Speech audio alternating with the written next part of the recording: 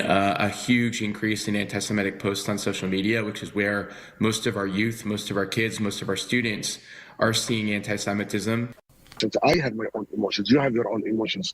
This is one thing, but to translate this into the street and into hate on anti-Semitism, Islamophobia, anti-Arab, anti-Palestinian, it doesn't serve anyone, and it will have no cause whatsoever. People are all feeling an increased rate of hostility and hate. And the important thing for me is that we all need to set an example that this cannot happen in Canada. Even after 9/11, we haven't seen what we are seeing now. Mashup there, a couple of voices, Anthony Housefather, Liberal MP, and Samer Majoub from the Canadian Muslim Forum talking about what they've seen over the last 2 weeks. And since the beginning of the Israel-Hamas war, hate crimes and hate-related incidents have soared in this city. Just before the weekend, we were told that 36 hate crimes and hate-motivated incidents occurred in this city, incidents targeting both Jewish and Muslim communities. Let's now go to the police chief here in Montreal, Fady Dagher, who joins us on the line. Chief Dagher, welcome back to the program. Well, thank you very much for having me. So I don't know if you have an update because we got an update before the weekend, but since the weekend, do we have any update on what you are seeing, what Montreal police officers are seeing across the city? We still know that the anxiety and the fear is present from both sides. I spent the weekend, and my commanders went to meet the community in the weekend, and I went inside the houses to see normal families, how they're going through this very painful moment. And you're right, the anxiety is up there. People are starting to change behaviors, which is I'm worried about. To give you some example, some of them in the Jewish community are taking off the mezuzah on the door, the sign of the Jewish family, and even the kippah. What they're doing, they put the casket over a little hat over their head, just not people to know that they're Jewish. Same thing on the Muslim side. Some women are covering themselves with the capuchon from the manteau, so from the jacket. So people are starting to change behavior, not sending the kids to school, very wary. And I keep telling them, please stay calm. And I understand, especially with social media, people are seeing all kind of pictures and videos, and sometimes fake news. So I have to be really careful. But for the hate crime and the hate incident, the numbers are up. But what's encouraging, because we look at each one of the files, compared to 2021 when we had some incidents, this time, yes, there is 36 hate crime and hate incidents. But we are talking about less those crimes this time, less violence, more the word threat instead of aggression. And can I ask you about some of the public demonstrations we've seen? Have any of these instances of hate crimes or hate-related incidents, have any of those come out of demonstrations, public demonstrations? Some of them, but again, what's amazing, we met the leaders from the both sides, and especially during the demonstration, what we asked them to do is to have a special group of people from their own families playing the role of the mediation. And you know what? It worked very, very well. To give you an example, yesterday we had a huge demonstration from the Palestinian side, and the group of the Palestinian had 35 or 40 volunteers to make sure that there would not be any disturbance, there would not be any violence, there would not be any provocation. And they did a great, great job, and the cops didn't have to intervene. This is the kind of exchange that we've been having with the leaders on both sides. They don't want any violence. They want to be able to express themselves without having any violence. And this is what we are guaranteeing them. You want to be able to express, but please control your own people before the police intervene. And it's working very, very well. Yeah, what would not be tolerated? Let's just talk about at a protest and what people can say, whether they're speaking to the crowd. Is there anything that you want to pass the message on? What is not tolerated? What is against the law here in Canada? Yes, listen, and we keep telling them during the demonstration. But since you asked me the question, it's like any act of violence. Like let's say you get close to the other side, to the other group, and you try to be physical.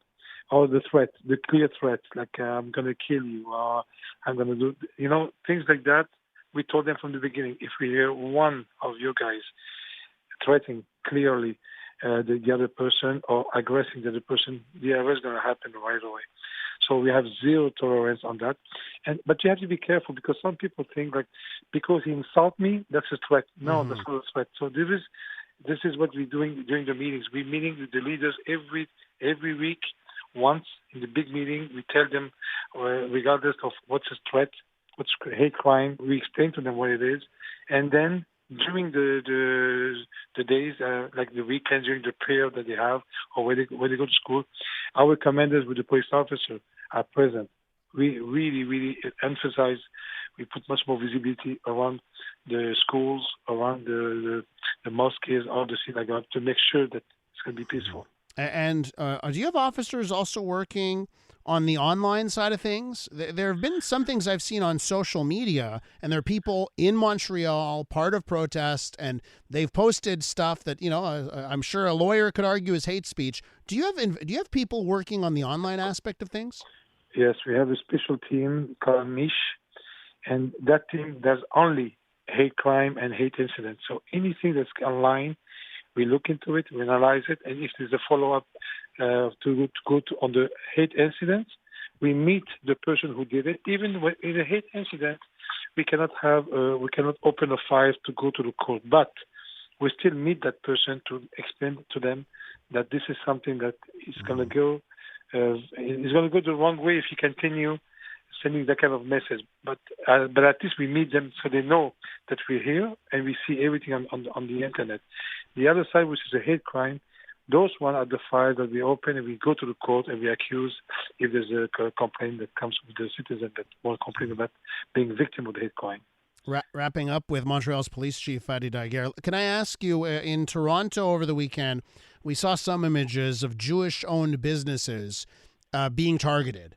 A Jewish-run cafe, people from a protest, a pro-Palestinian protest, ended up in front of this cafe, intimidating, I guess is one word that can be used to describe it, people that were inside this cafe.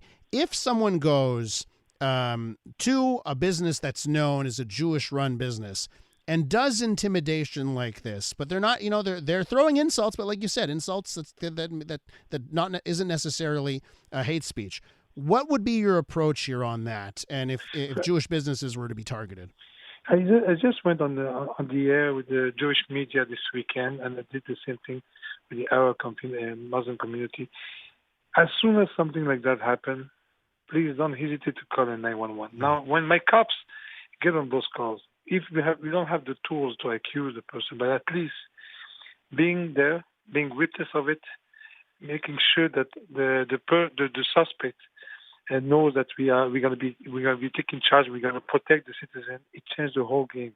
The thing is, when you just mentioned the 36 hate crime and hate incidents, the thing is that those 36 numbers, I think we have a black number that we don't know, that because people are not calling the 911. So I'm encouraging from both sides, please don't hesitate, because we have many stories that we've been hearing on both sides, and people are not calling, saying, "Come on, how come I don't have it on my registry? It doesn't make sense." You mentioned all of the outreach you've been doing and your officers have been doing over the weekend.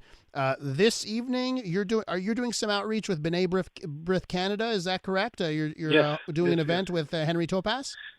I didn't look at my schedule because every hour I have a meeting. Okay. But the whole week we're meeting with the Jewish community and with the Arab community, and this time I asked them to bring at the table the youth on both sides, because one thing I'm worried about is the youth. I think everybody has the emotions up to the sky, but to the ceiling. But I think the youth, we have to have a better reach to them, because they are consuming so much on social media, and I'm worried about the youth, because the older people are having a hard time to reach them. They always focus on the social media, and this is a group they asked to meet the student association, the youth during the meetings, even to go on the social media and meet with them to see what's going on, to be able to be proactive instead of be reactive.